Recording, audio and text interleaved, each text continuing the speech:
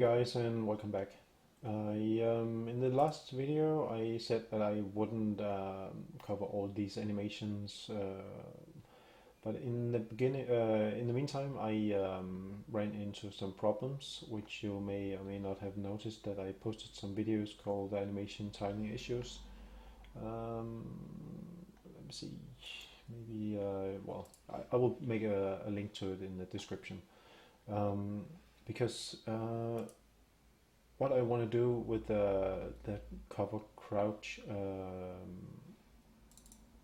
animation, why I want to combine two animations. I want to, for example, take this animation I have here, which by the way has the arm off, not in position. I want to combine that animation, which is 34 keys long, and I want to combine that with cover crouch sneak, which is 38 keys. And it's not like it's a big difference, but it's still a difference. So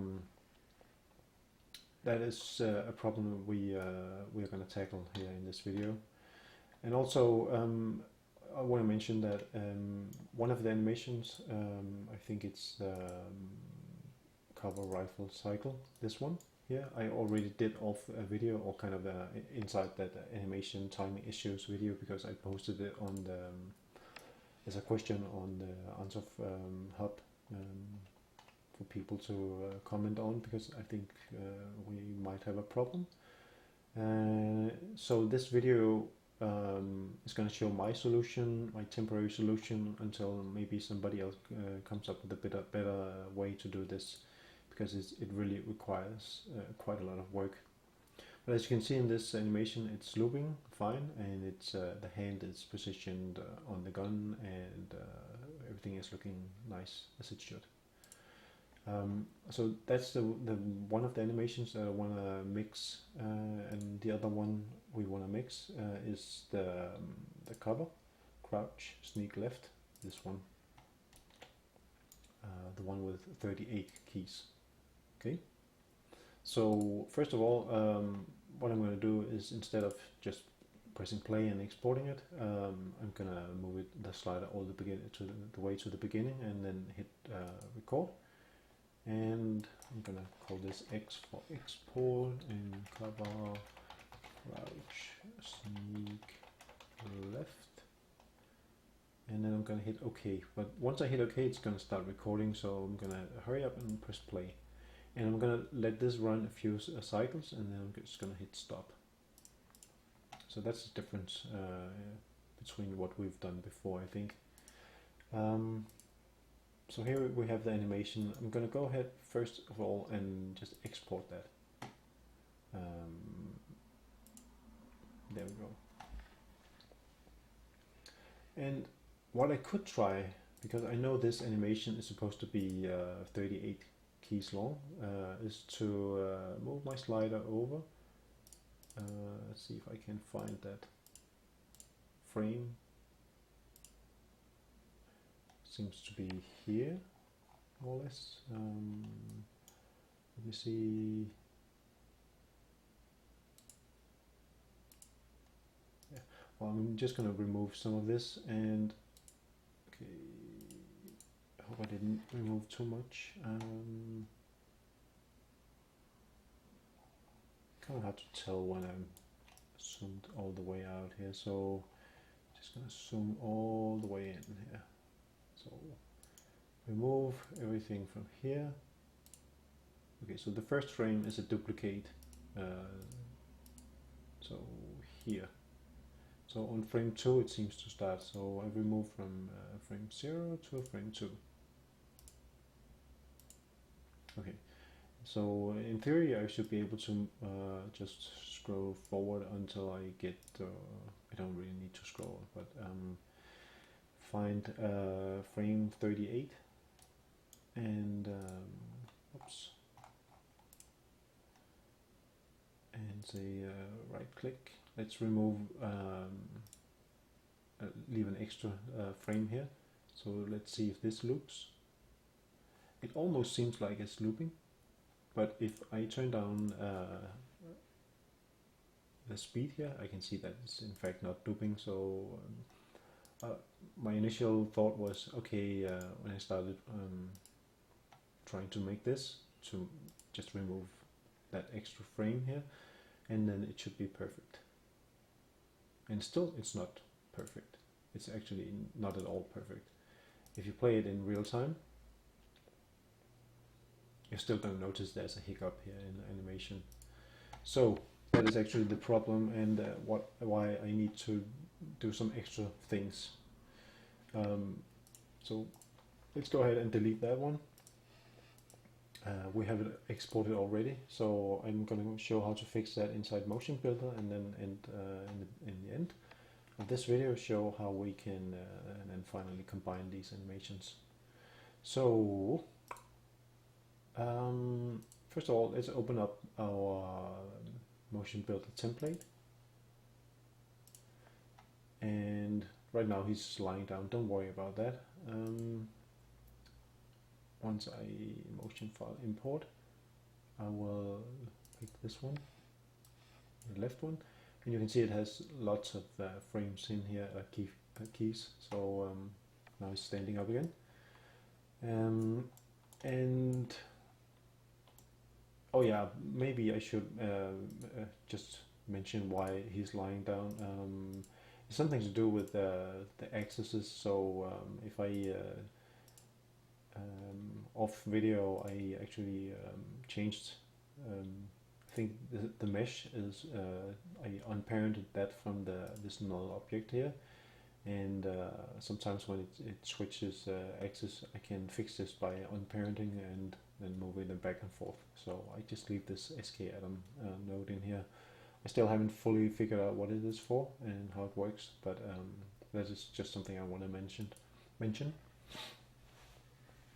So before I do anything with this take, which is way too long right now, I'm gonna go to the storyboard here, and gonna insert character animation track and select my character, and then insert this current take.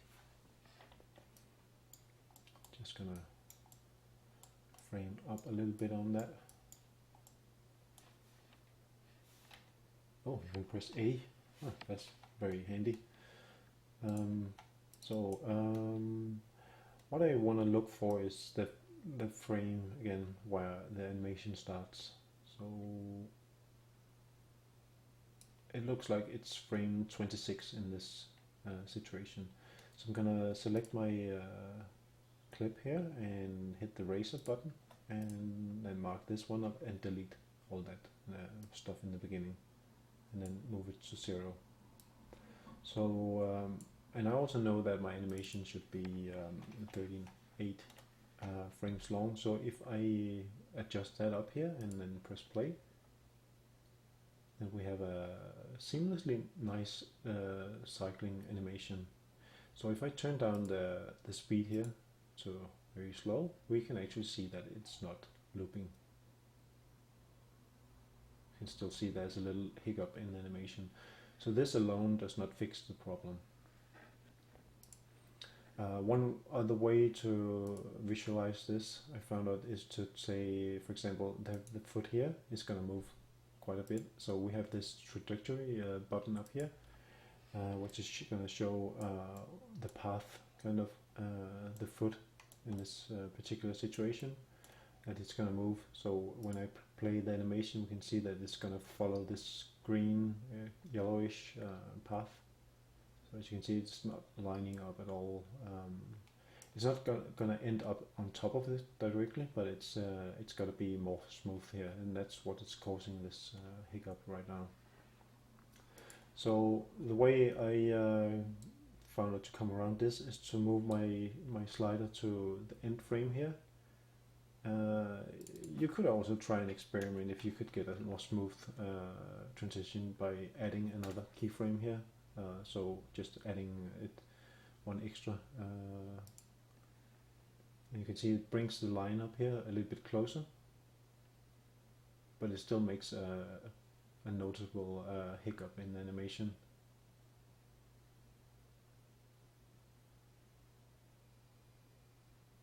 It's not that bad actually. If you play this in full time, it's gonna look like this, and with the mesh on.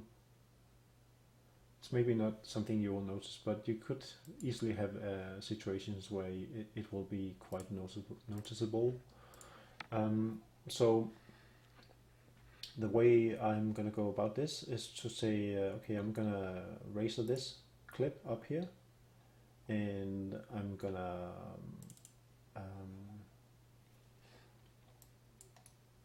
well, take a few, like maybe, I don't know how many frames that was, but just a number of frames, maybe 10 frames. Where did I start? Oh, not here, sorry. You want to move to the end, so 30, okay, 38, exactly 38. Okay, and then let's take, just for this, to make it easy, let's take 48 frames here. So come to 48 and hit the razor button. And oh yeah, I did actually want to razor this. So at 38, you want to razor it as well. So you kind of end up, you need to select the clip you are working with, otherwise nothing is going to happen. So all this stuff at the end you want to get rid of, otherwise something weird is going to happen with the interpolation and stuff when we plot it back. So what we want to do now with this little piece of animation here is to bring that to the beginning. So that means that it's going to blend between the original and the end here, which we knew was looping nicely. So when we play the animation now, you will see that the animation is completely smooth now. So this is definitely what I would call a workaround, but it's also working out pretty nicely. If you turn on the trajectory for the foot here, right now it shows quite a big gap still, but as soon as I right click and plot the whole scene to my current take, notice the trajectory here.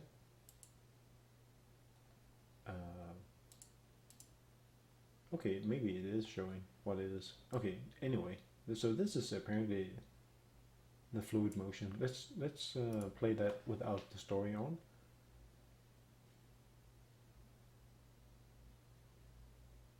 Okay.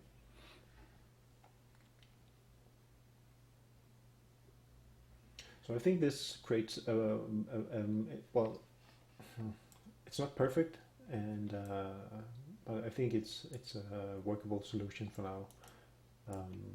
So let's continue the work with this, so we can melt these two animations into one.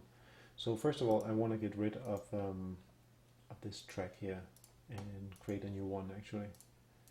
I could have just deleted that one, by the way. Anyway, so I know now that I have my animation on the skeleton. So and that is currently inside this take, so I'm just gonna pull that back actually. So insert the current take. Yep. And I also have a clip, a different clip, the one where he is carrying the rifle. So I'm gonna import that. This one called cycle fixed. Actually, before I do anything, I might wanna save this just in case. I'm actually just gonna export that one, because now I spent time making it. So export files. What is it called? Export files. Okay. Call this cycle fixed, and it's saved on Unreal Take here. So, oops. I'm gonna deselect that one and select the take you wanna export. Anyway, let's continue and import my rifle fixed cycle. And don't worry about that, that's just a warning because I have a rifle and stuff and it's not matching entirely up. Still gonna figure it out. So this is the take with the 34 frames.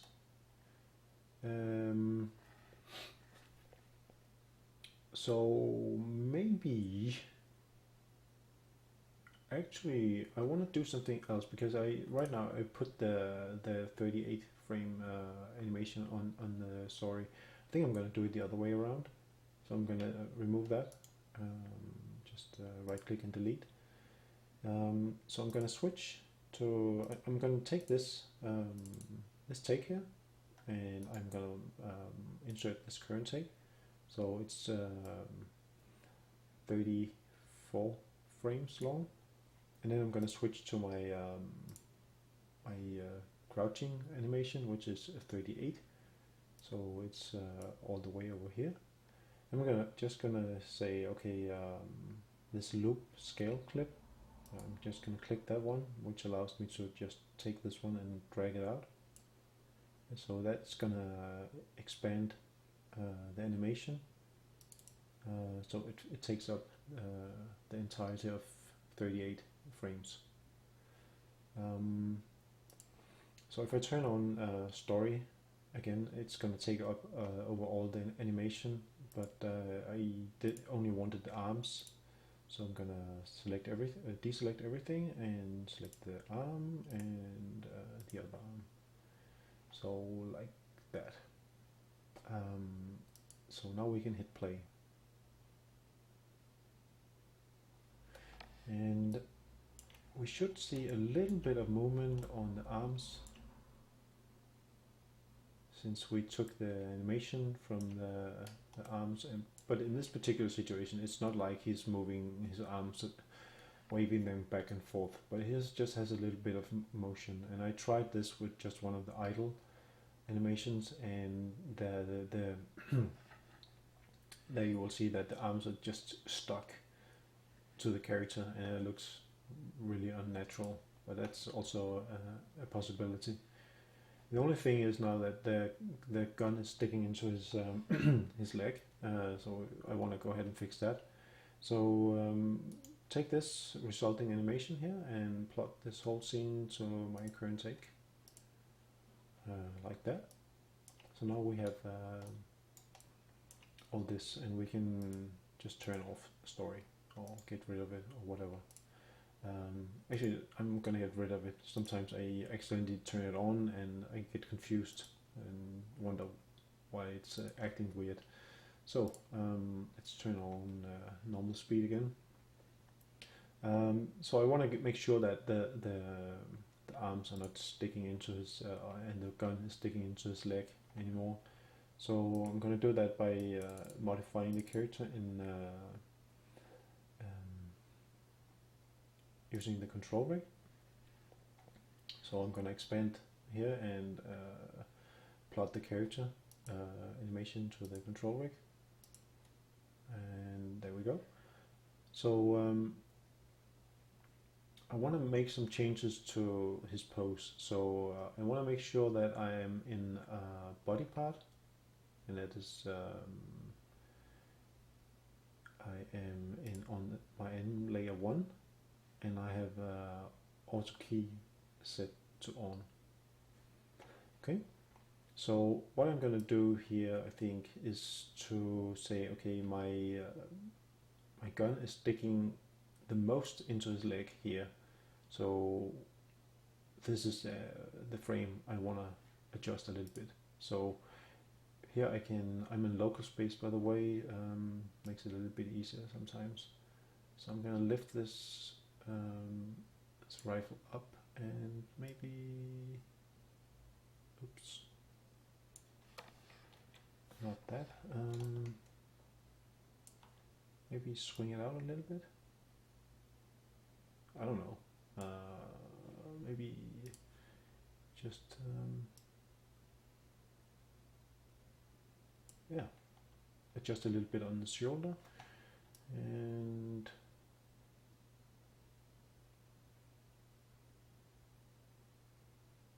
actually I forgot something. My left hand. I completely forgot the left hand, because right now the hand is where I want it to be, and I think what I'm going to do for this is to add another constraint. So I'm going to add a parent-child constraint more and say, okay, my right hand, this is the right hand. I want the right hand to be the, what did I pick there?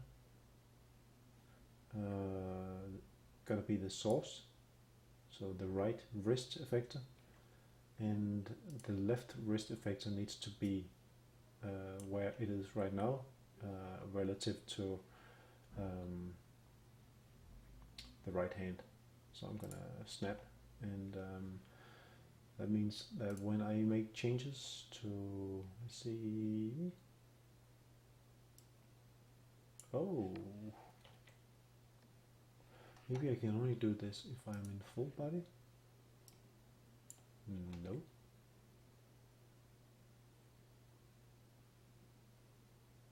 Okay, never mind that.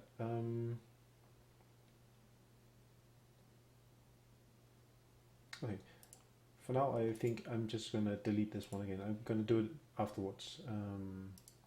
Okay, so anyway, I'm gonna continue with what I was doing. So adjust the shoulder and maybe the elbow. I think that should be maybe enough. Yeah, I think that's good enough. So let's take the elbow here maybe and move the hand a little bit up. Maybe just move this one, it's easier probably.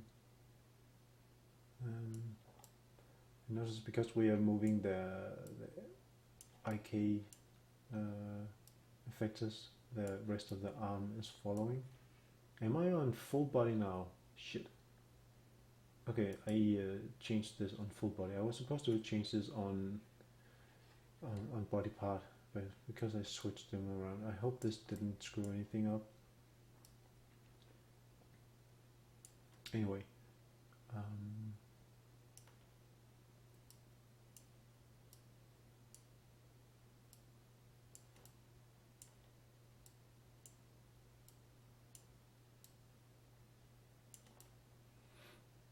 so just give me a little moment to get this as close as I can to something I'm happy with.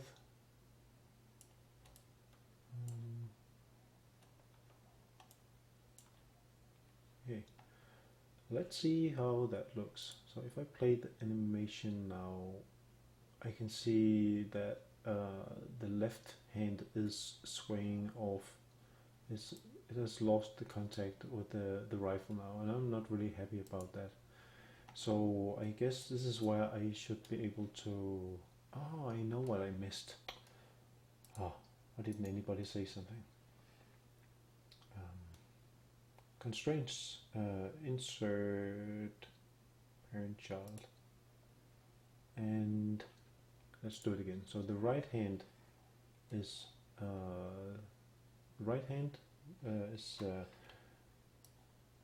source, that's the leader, and the follower is going to be the left hand, and then snap that one up, and let's see, the hand is still sliding around, but with this one selected, I will turn up this one, and I'll turn down the speed, because now we can see that this effector is fully affected. And that's actually pretty cool. I maybe should just have done that from the beginning, and then I wouldn't have to adjust. I haven't really tried that. Actually, it could be interesting to try.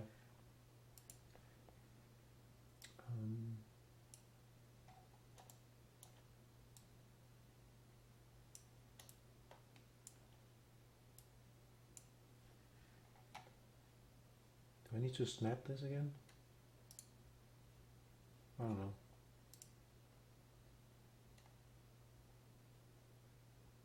In any way, this looks pretty good, I think.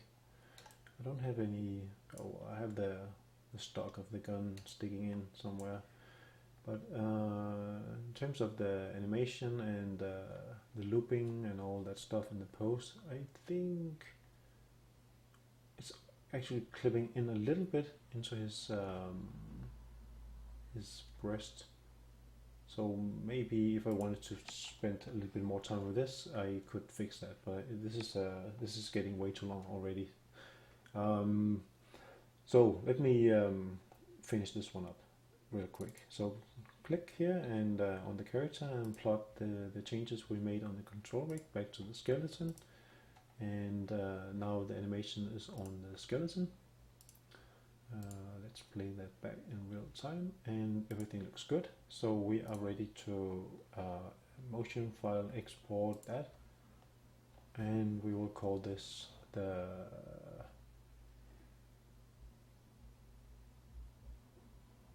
well, this is actually the cover, crouch, sneak, left rifle. What? I have really long names. I need to rethink that. So I just take note that this is the take I'm working on right now. So I didn't bother renaming them. So I just pay attention to which one I'm working on and then export that one. So to finish this up, bring it back into Unreal.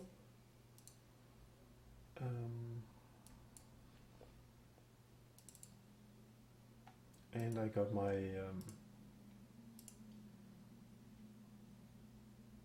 folder with the other animations. And luckily we have a guy sneaking around now with a gun, and he has the rifle correctly, the hand correctly on the gun, and it's looping without any hiccups, and it's still 38 keys long. So I think we are home safe now, and this obviously requires quite a lot of manual work, as you can see from this video. But I think I covered all the disciplines that I had to go through to get this working. So I hope this will be useful, and anyway, feel free to ask questions, and thank you for watching. See you in the next. Bye bye.